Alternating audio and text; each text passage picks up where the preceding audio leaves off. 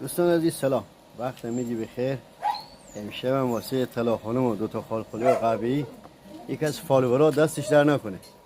یه زحمت کشید مقدار غذا براش فراهم کرد، منم بذارم جلوش بخور نوشتم. پاچه مرغ و عرض حضور شما سینه مرغ براشون آبپز کردم، یه مونیکه داره میخوره.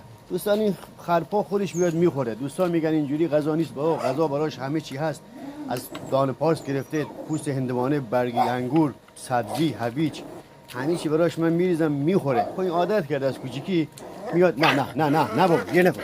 این ظرفش هم بزرگتر کردم دوستان عزیز که همتون ببینید. اینا درگیریشون که ماشاءالله همیشه درگیرن.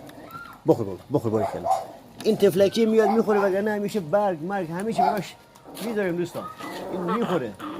خدا وکیلی. یعنی هی بیا خرپا بیا. ببین دوستان این همیشه نه تو اینجا نه. بیا برو. نه دعوا نکن دیگه بابا، دعوا نکن.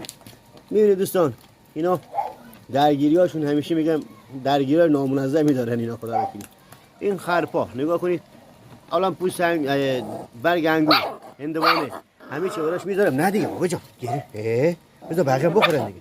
بخور. نه این خیلی